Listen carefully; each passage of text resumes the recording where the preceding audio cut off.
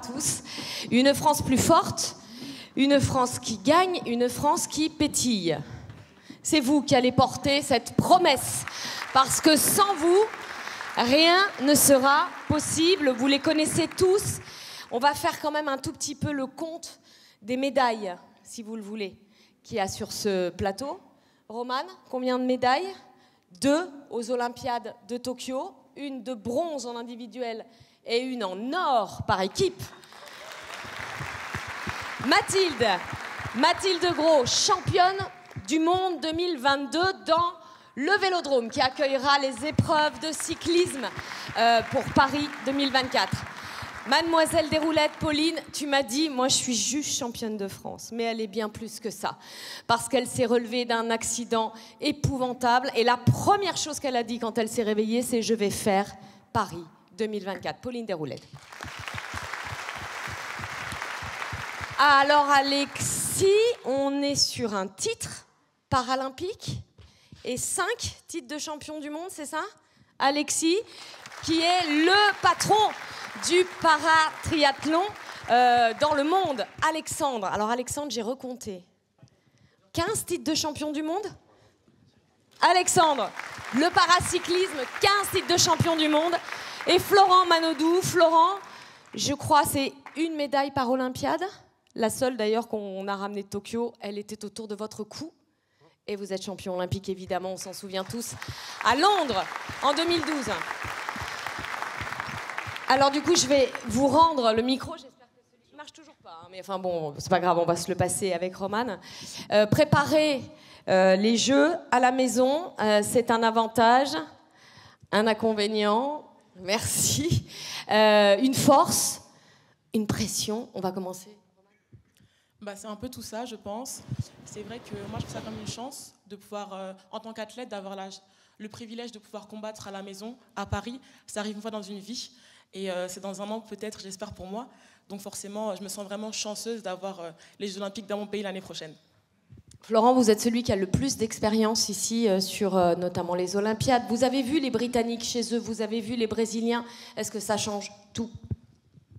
Je pense que ce qui change, et ce qu'on ne se rend pas compte, et on verra l'année prochaine, c'est qu'il y aura une espèce de plaisir, mais aussi de pression populaire, parce qu'il y aura les athlètes, mais il y aura aussi tous les bénévoles qui seront là, qui vont nous donner à manger, qui vont faire nos chambres, qui vont faire le ménage, qui vont conduire les bus, etc.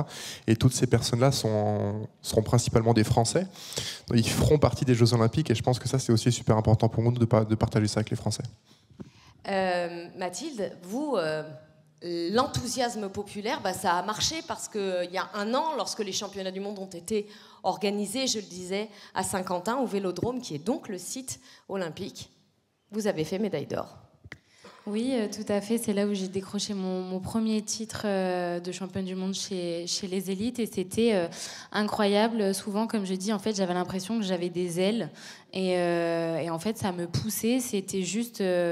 magnifique, le public français était au rendez-vous, et vraiment il y avait cette communion, et je pense que ça va être clairement une force. Après, il va falloir aussi pas tomber dans cette pression qu'on peut se mettre parce que c'est les Jeux Olympiques et que c'est que tous les 4 ans, mais justement en restant sur la première chose qui est de prendre du plaisir et de communier avec le public français, ça ne peut être que magnifique à la fin. Alexis, vous aussi, d'une certaine manière, vous avez eu un petit avant-goût. Laurie le disait, c'était sur les tests events de cet été. Là, pas très loin d'ici, au pont Alexandre III. Il y avait déjà du monde cet été à Paris. Oui, il y avait déjà du monde. C'est vrai que c'est agréablement surpris. On savait que ce test event, il était entendu en triathlon. On ne savait pas trop si au 15 août, il y allait avoir les Parisiens. En tout cas, il y allait avoir beaucoup de gens. Et en fait, c'était fou. Ouais. Il y avait déjà une grosse ambiance. Et forcément, ça transcende, ça pousse. Et voilà, moi, je suis super impatient d'être à l'année prochaine parce que ça va être x10, fois je ne sais combien, et ça va être kiffant de ouf. Alexandre, comment est-ce que vous appréhendez, au sens noble du terme, cet événement des Jeux paralympiques à Paris ? Moi, franchement, j'essaye de ne pas y penser tout de suite. J'essaie de ne pas me mettre de la pression. Et... Le type est 15 fois champion du monde, il peut y aller tranquillou. Ouais, pour y penser, je veux dire. Ouais, on sait jamais. C'est vrai que nous, en handisport, on n'a pas trop l'habitude d'avoir du public, et je pense que ça va être ça déjà un premier point à gérer. Le fait d'avoir cette pression du public, cette pression médiatique aussi qu'on n'a pas forcément l'habitude d'avoir. Et ça va être un tout, mais comme j'ai dit, pas de pression et ça va bien se passer, je pense. Pauline, la pression. Le mot que tu as employé, Roman, c'est une chance inouïe. Je pense que la meilleure pression qu'on peut avoir, c'est celle de bien faire. Et je constate déjà qu'il y a un engouement populaire qui fait monter la sauce, entre guillemets, où peu importe le sport qu'on fait, si on est en situation de handicap ou valide, on va jouer pour la France. Et ça parle à tout le monde. Alors, à part Alexandre et Alexis, la préparation des événements qui précèdent les Jeux, c'est pas passé pour les Français en général de manière ultra rassurante. Quoique, peut-être que c'est très rassurant de faire quelques petites contre-performances. Roman, on peut dire contre-performance ou pas ? Ouais, hein. Avant le grand événement de 24, c'est arrivé aussi à Florent aux Mondiaux du Japon. Comment est-ce que du coup, dans la petite tête, ça se met à travailler là ? Forcément, je pense qu'à un an d'un événement comme ça, de faire des contre-perfs, c'est pas plaisant. Ça fait se remettre en question et c'est pas rassurant. Mais d'un autre côté, je pense en tout cas qu'en tant qu'athlète, les erreurs, il faut les faire maintenant. Après, c'est peut-être un peu bateau à dire, mais c'est encore de la préparation. L'objectif, c'est les Jeux Olympiques, c'est dans un an, c'est 4 ans. C'était 5, enfin 3 du coup, c'était même plus court.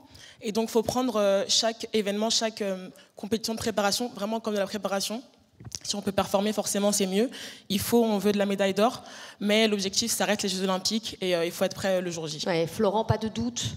Bon, voilà, il y a cette contre-performance sur le 50 mètres. On ne va pas en finale, mais ça vous a mis un coup sur le moment. Est-ce que là, aujourd'hui, vous avez dépassé ça ? Oui, on doute tout le temps. Hein. C'est le quotidien du sportif.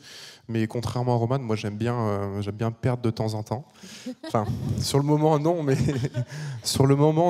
mais avec l'expérience et le recul, je pense que après des grosses défaites, c'est ce que dit Roman, on se remet en question, on fait des choix forts. Et généralement, quand on a eu des victoires, on a l'impression que tout a été facile. En fait, on répète quelque chose qui n'est pas forcément naturel. Alors que quand on perd, on se dit, bon, là, j'ai pas été bon, là, j'ai pas été bon, là, j'ai pas été bon. Et on fait toutes les choses bien. Et il vaut mieux perdre à un an des Jeux plutôt que de perdre au jeu. Mathilde, du coup, bon, bah voilà, c'est fait. Ouais, tout à fait. Ça a été compliqué cet été aussi pour vous. C'est ça. Mais comme l'a dit Florent, Tokyo, pour moi, 2021, ça s'est très mal passé. Et un an après, je deviens championne du monde alors que ça faisait des années que je galérais à aller chercher ce titre. Donc pareil, cet été, ça s'est pas passé comme je le voulais. Mais justement, ça va me permettre de rectifier le tir et voilà, de tout mettre en œuvre pour Paris. Parce que voilà, c'est sûr que sur le coup, ça fait pas plaisir, mais après, ça permet aussi d'un peu réouvrir les yeux et de se dire bon bah je suis pas, enfin voilà, il y a les filles progressent, tout le monde progresse, tout le monde la voudra cette médaille, donc ça permet un peu de se réveiller et de repartir au combat et de dépasser encore plus ses limites pour aller chercher la plus belle des médailles. Vous étiez ensemble aux Mondiaux de Glasgow. C'était là aussi une expérience nouvelle de se retrouver dans un même site, sur les mêmes épreuves, sur une même période. Alexandre ?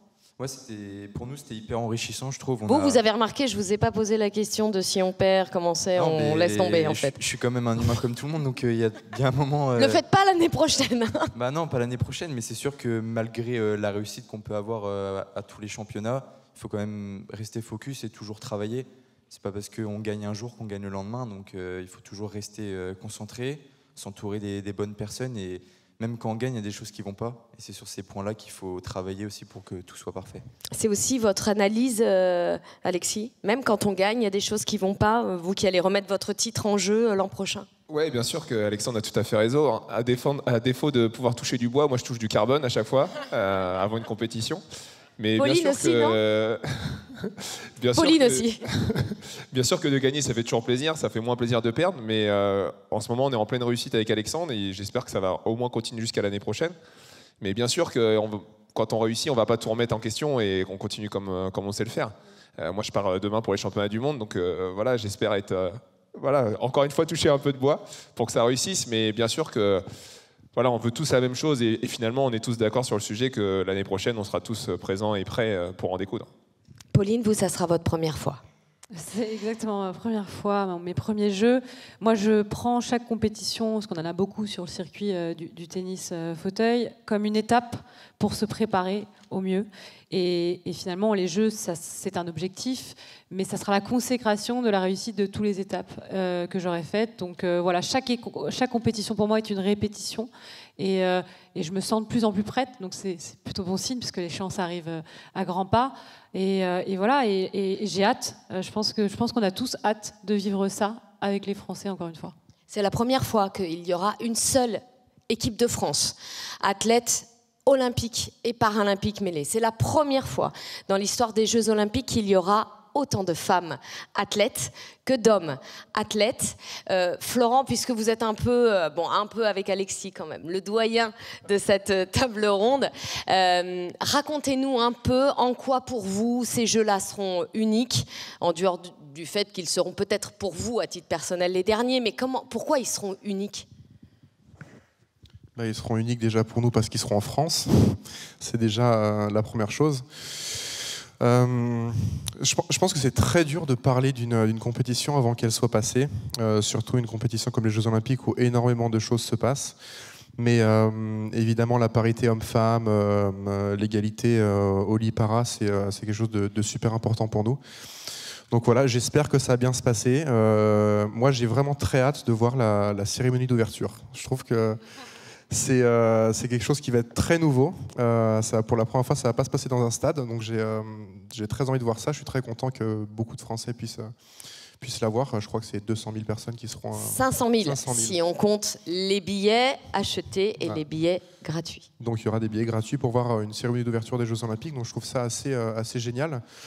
Donc voilà, j'ai hâte de voir ça. Et ils seront différents. Je reviendrai l'année prochaine peut-être pour... Ouais, on fera un petit bilan. Ouais. D'ailleurs, la cérémonie d'ouverture, c'est le thème de la table ronde qui nous suit. C'est un métier quand même de travailler avec des gens comme ça. Vous, la cérémonie d'ouverture, Alexandre, Alexis et Pauline, elle sera elle aussi pour la première fois en centre-ville. Ça sera à la Concorde. Ça aussi, c'est un moment très particulier auquel on se prépare parce que là, on parle de la France qui gagne, mais ça va commencer par la gestion du stress et de l'émotion à ce moment-là, au moment de la cérémonie, quand vous allez vous retrouver, vous, les valides sur les bateaux, vous au cœur de la Concorde. Romane, vous y avez pensé déjà ou pas du tout? Vous vous concentrez uniquement dans votre préparation à votre sport? C'est la préparation d'abord, surtout que j'ai une échéance qui arrive aussi dans quelques semaines. Mais c'est vrai que de mon expérience de Tokyo, j'ai pas eu tout stressé sur place, mais ça a commencé à la cérémonie d'ouverture. Parce qu'on arrive au sein du stade, et pourtant c'était vide. Mais on arrive au sein du stade, il y a vraiment toute l'équipe de France, une seule équipe, les autres nations, et là on sent que c'est vraiment les Jeux Olympiques en fait.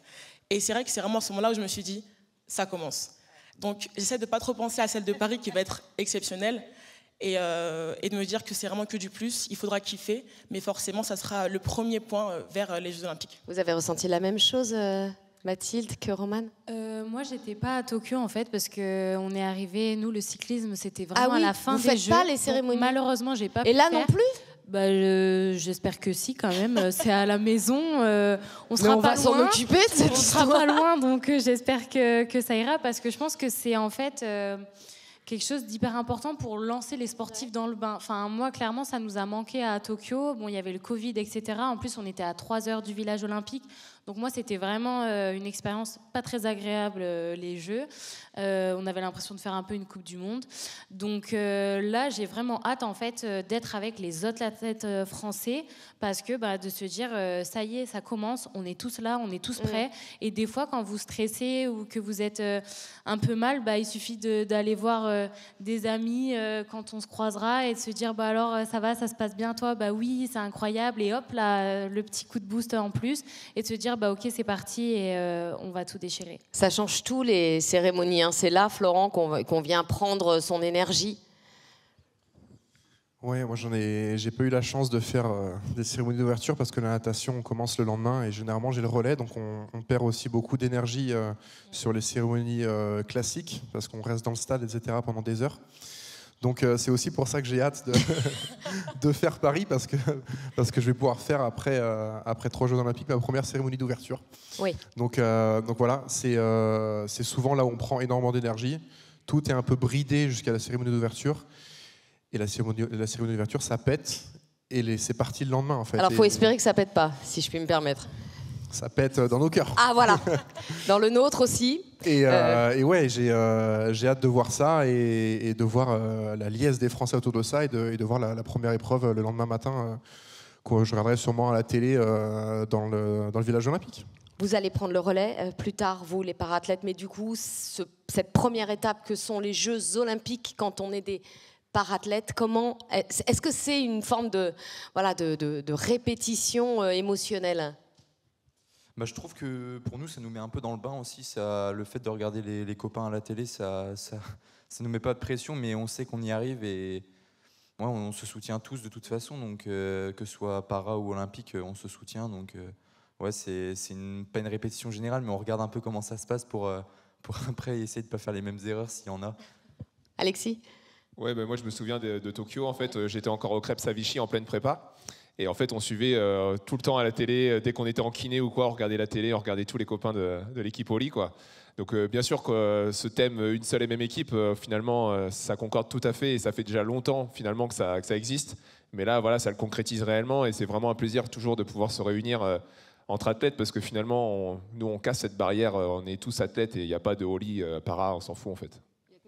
Il n'y a que des champions. Et vous, c'est ce qui vous a permis de vous relever, Pauline, ce rêve olympique et paralympique. En fait, vous avez dit, je vais faire les Jeux. Vous n'avez pas dit para, Oli, vous avez dit, je vais faire Paris 2024. Oui, moi, je voulais en être de cet événement. Je pensais en être en tant que spectatrice. Et c'est vrai que, je ne sais pas, quand j'ai eu cet accident, effectivement, ça s'est transformé en me disant pourquoi pas, puisque c'est un objectif tellement magique, un rendez-vous tous les 4 ans qu'on n'a pas envie de manquer, bien sûr. Mais voilà, j'ai envie d'en être de cette manière-là.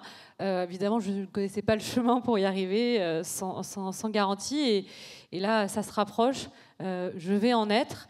Et j'ai tellement hâte de communier. Et c'est vrai, je rejoins ce que dit Alexis. On est vraiment une seule et même équipe de France. Là, en coulisses, on se parle, on échange. C'est une vraie force entre nous. Voilà, c'est un lien naturel qui s'est fait au fil du temps parce qu'on se croise sur des événements, sur les compétitions. Et ça, c'est une force déjà de l'équipe de France où lors des Jeux, ça nous servira et ça nous fera sortir le meilleur de nous-mêmes. Comment on se prépare là dans les 9 mois qui restent pour nous, pauvres mortels, qui ne ferons ni les uns ni les autres? Nous vous commenterons avec le plus de cœur possible. Romane, il nous reste une dizaine de minutes quand même pour l'auditoire. Racontez-nous un peu cette préparation pour vous et puis chacun nous donnera la sienne. Alors pour le judo, il n'y a pas encore la sélection olympique, donc elle se fera en février au plus tôt. Enfin, le début de la sélection.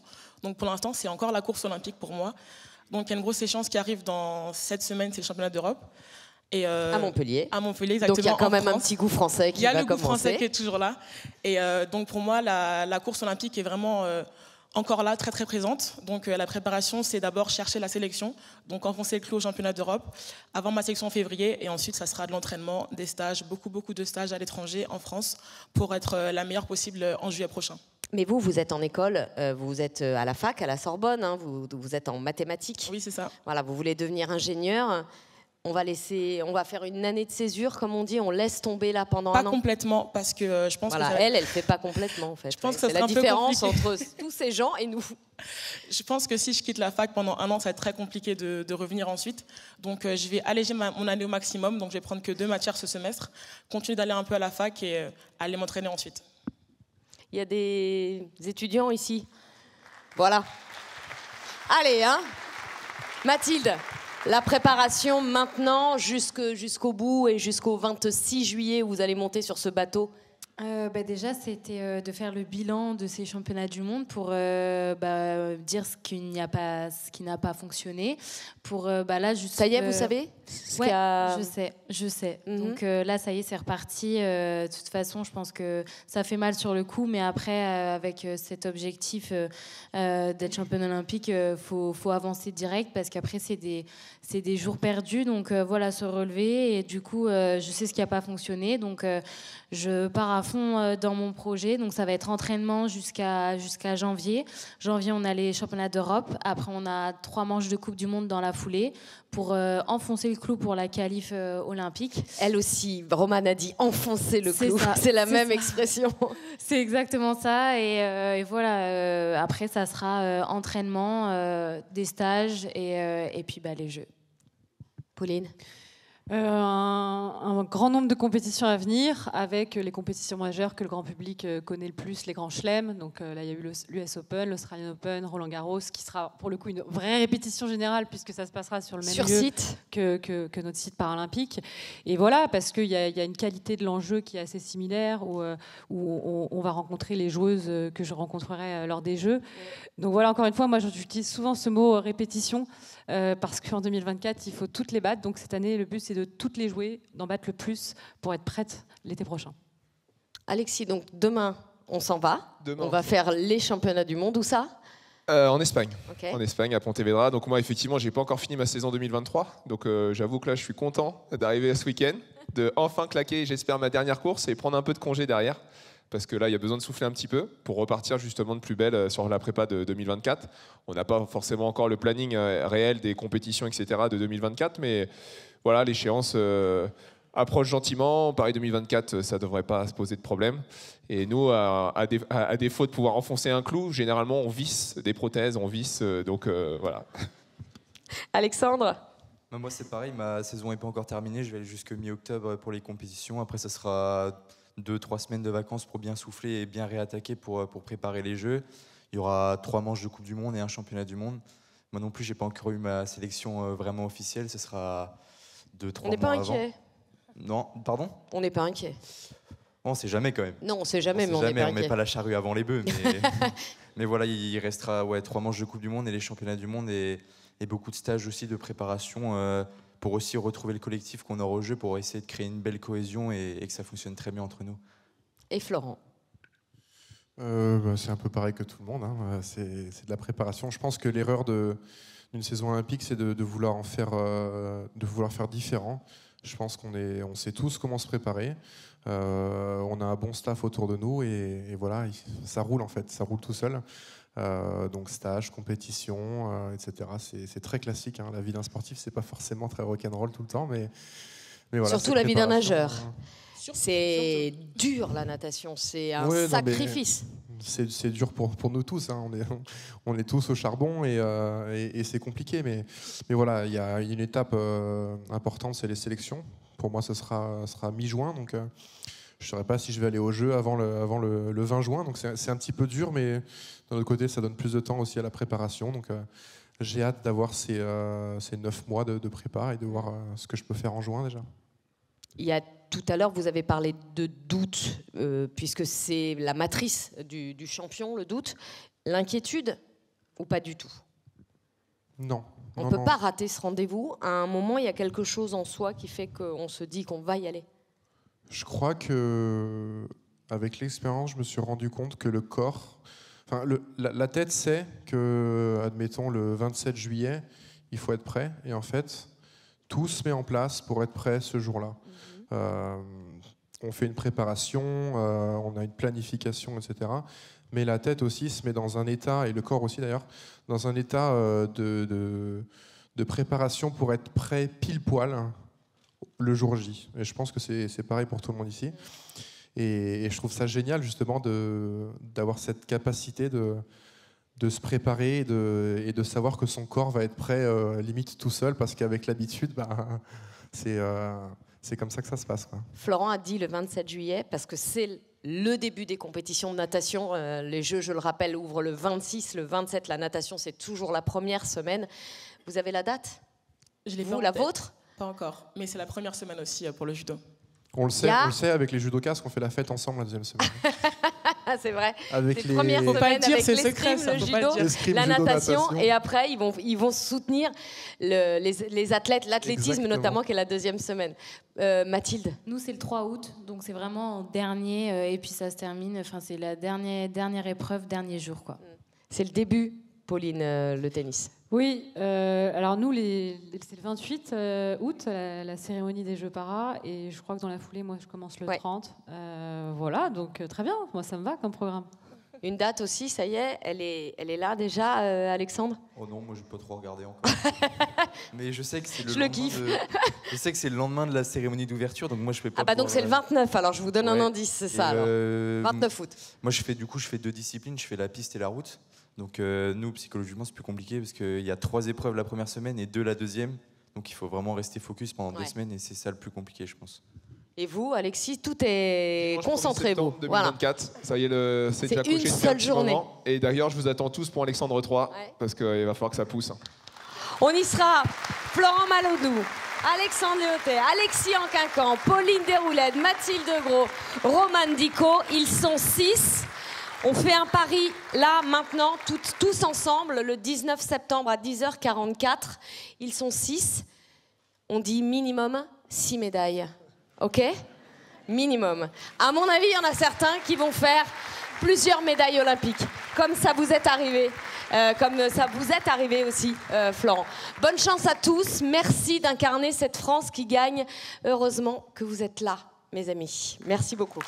À suivre, il parlait de cérémonie d'ouverture. Je crois, ma chère Laurie, que nous allons enchaîner avec tout ça. Merci à toutes et à tous. Allez, on passe par là. On peut les applaudir encore chaleureusement.